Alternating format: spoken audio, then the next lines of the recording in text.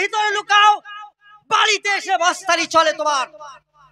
সেদিন তোমার মুখ খোলা দরকার ছিল। একজন বামফ্রন্টের নেতা চিন্ময় ভট্টাচার্য বলল আল্লাহর নবীর নাকি এক হাতে তলোয়ার ছিল আর এক হাতে পবিত্র কোরআন ছিল। গাধা, তুই পড়াশোনা করিস না, তোর শিক্ষার মুখে আমি লাথি মারি, তোর বাপের বাপ যারা। ডক্টর বি আর আম্বেদকর, গান্ধীজি একটা সভাতে বলেছিল, আমি Gandhiji read a lot of history in my life. আমি গান্ধীজি পৃথিবীতে বহুত ইতিহাস পড়েছি, তার ভিতরে but unparalleled, unique, most influential life মুহাম্মদুর রাসূলুল্লাহ। ওরে তন্ময় ভট্টাচার্য, তুমি পড়াশোনা তো করলে না, বরং ভারতের মনীষীদেরকে অপমান করে পবিত্র কোরআনকে অপমান করলে। তাই বলবো, স্টাডি করো, বুঝতে পারবে এই পৃথিবীর বুকে পবিত্র কোরআন চিরস্থায়ী আছে, থাকবে। ফি কিতাবিম মুবিন। আরো পবিত্র কোরআন অসংখ্য জায়গায় তার দৃষ্ট এবং দণ্ডমান থাকবে, তার প্রমাণ কোরআন দিয়েছে। ফি সুহফিম মুকাররামাতিম মারফুআতিম মুতাহহারা বিআইদি সাফারাতিন কিরামিম বারারা। কোরআনের অসংখ্য জায়গা সে বলেছে আমি পৃথিবীর শেষ পর্যন্ত থাকবো। তাই গোটা পৃথিবীতে কলম লেখনে জবান দিয়ে পরিষ্কার শিক্ষিত মহোদয় টেলিভিশনের সামনে বসে যত প্রাণ চালাও, পবিত্র কোরআন পৃথিবীতে থাকবে। আজ সেই কোরআন ছেলেরা হিপস করে।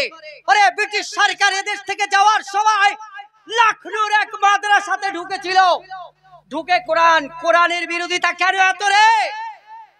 লখনৌতে ঢুকে ছেলেকে জিজ্ঞাসা করলো তুই কোরআনের হিপস? বলে হ্যাঁ। ফেলে ফেললো, বুকের পাতা থেকে এবারে ফেললো। সিভিলাইজেশন অফ ইন্ডিয়া পড়ে দেখো, রমেশচন্দ্র ইতিহাস পড়ে দেখো, এপার থেকে ফেললো, বুকটা ফেড়ে দিল।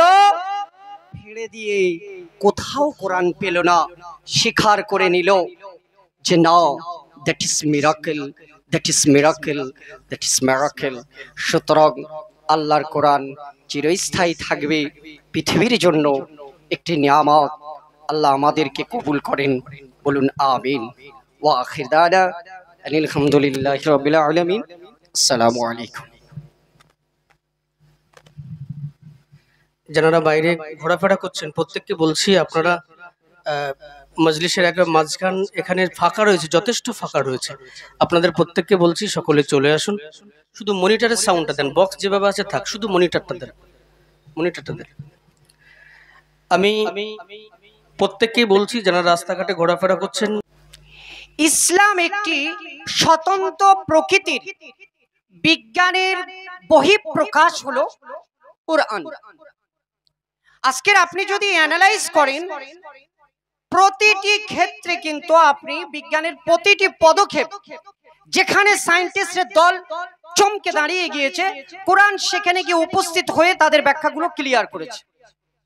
কিন্তু বর্তমান সোসাইটিতে পবিত্র কোরআন মানে এটাই জানা হয় অসহায় গরিব ঘরের পরিবারের ছেলেরা গিয়ে প্রতিষ্ঠানে পড়াশোনা করে, আর সেই পড়াশোনা করার পরে তাদের বয়স মিডল ক্লাস যখন এসে যায়, তারা সমাজে হিতকাঙ্ক্ষী হয়ে দাঁড়ায়। আর ফলে কি হয়, ইসলামিক কোনো মঞ্চের সেখানে উপস্থাপন করতে গেলে পবিত্র কোরআনের দিকটা এমন হয় যেন সীমিতভাবে একটি ধর্মের মধ্যে লিপিবদ্ধ। কিন্তু আপনি কি জানেন, গোটা পৃথিবীর সমস্ত বৈজ্ঞানিক থিওরিগুলোকে যখন জাস্টিস অ্যাসেম্বল করা হয় তখন তার সাজেশন দেয় কোরআন। আজ সাম্প্রতিক কালে নাসার বিজ্ঞানীরা আজকের পবিত্র মঞ্চে দিয়ে যখন ইলেকট্রিক ভার্সেস অফ সায়েন্সের কথা বলা হয়, তখন টুপি দেখা হয়, দাড়ি দেখা হয়। আরে এরা আবার ইংরেজি বলে, এরা আবার বিজ্ঞানের কথা বলে। হ্যাঁ, এটাই সমাজের কনসেপ্ট দেওয়া হয়ে গিয়েছে। মাওলানা মৌলবি মারে আদার্স কিছুই জানে না। এরা কসমোলজি জানে না, এরা জিওগ্রাফি জানে না, এরা ফিজিক্স জানে না, এরা বটানি জানে না, এরা থিওলজি জানে না, এরা কেমিস্ট্রি জানে না, এরা বায়োলজি জানে না, এরা হিস্টোগ্রাফি জানে না। শোনেন, 80 সেঞ্চুরিতে আপনি তো পড়াশোনা জানেন না, সেজন্য এই ধারণা করছেন। 80 সেঞ্চুরিতে দেখেন টলেডো, মালোডিও এবং বগদাদ টোটাল ইসলামিক শিক্ষার সভ্যতা চরম শিখরে দিয়েছিল। তখন আর্কিমিডিস, তখন ডিপ্রো, তখন ফ্রান্সিস বেক, তখন ডেনবার্গ, তখন জোসেফ স্টিভেন লিকক, তখন মার্সিস গোয়েলস, তখন আপনাদের জন সি স্টিল কোথা ছিল? তাই গান্ধীজি দুঃখ করে বলেছিল, মুসলিম সম্প্রদায়, তোমাদের কাছে ওই যে 150 টাকাওয়ালা কোরআন আছে, দুর্ভাগ্য দুর্ভাগ্য, তোমরা এই কোরআনকে যথাযথ মূল্যায়ন করো না। পৃথিবীতে সমস্ত গ্রন্থগুলো যদি আজ বড় বাড়ি আনা হয়, এই স্টেজে যদি দাঁড় করানো দেওয়া হয়, এখান থেকে নিয়ে দুটো পা যদি একটু দূরে দুটো জ্ঞানী ব্যক্তিকে দেওয়া হয়, শ্রীলান্যাস, বাক্য, ছন্দ, ইটসেট্রা, যে কোনো ভুল হবেই।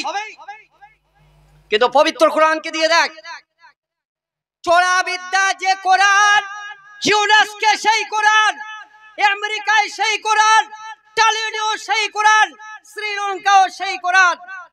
সেজন্য পৃথিবীর বিজ্ঞানীরা একত্রিত হয়ে বলল, চান্স বিল লিখলাম, ওল্ড টেস্টামেন্ট লিখলাম, জিন্দাবেস্তা লিখলাম, মারাঠি লিখলাম, আরো লিখলাম, প্রিন্সিপাল অফ দ্য ওসিয়ানোগ্রাফি লিখলাম, টারবক্স লিখলাম। পৃথিবীর সব গ্রন্থগুলো ছেড়ে দিয়ে মুসলমানরা পাগলের মতো কোরআন পড়ে গেল। চলো কোরআনকে খুলে দেখা যাক।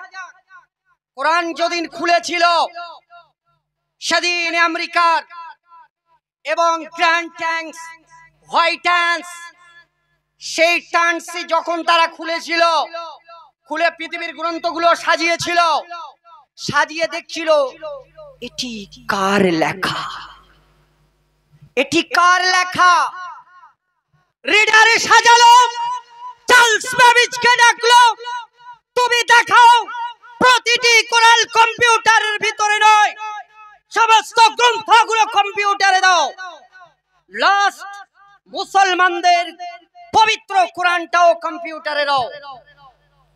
চার্লস বেবিজ তার রিডার আর অক্টোমিলিয়নের হিসাব দেখিয়েছিল। तमाम পৃথিবী সেদিন চোখ রেখে तमाम বিজ্ঞানীরা হা করে তাকিয়েছিল। 4500 ধর্মগ্রন্থ পাঠানো হয়েছিল। 4500 ধর্মের ভিতরে সেদিন ওয়ার্ল্ডকে আঙ্গুল দিয়ে দেখিয়ে দিয়েছিল, that is truth, that is কোরআন। পৃথিবীতে প্রমাণ করে দিয়েছিল আল্লাহর কোরআন আল্লাহর লেখা এবং সত্য। তাহলে এ দ্বারা বোঝা গেল, সেদিন থেকে দুটো দল বার হয়ে গেল, এই কোরআনকে প্রতিটি সেকেন্ডে শেষ করব। চাইনিজ 200 বছর, চীন সরকার 200 বছর কোরআন তুলে দিল। নাস্তিকের দল 200 বছর পর সেই চাইনিজে গিয়ে টাস্ক ফোর্স পাঠিয়ে দিল। 200 বছর কোরআন কেড়ে নিয়েছি দক্ষিণ 24 পরগনা থেকে। 200 বছর আর কেউ কোরআনের হাফেজ আছে কিনা। 200 বছর পর চাইনিজ দল ঢুকে গিয়ে দেখলো সেখানেও কোরআনের হাফেজ পাওয়া গেল।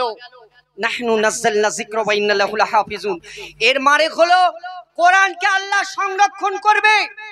পৃথিবীতে কেউ একে সংরক্ষণের বিধিবরণ পরিবর্তন করতে পারবে না।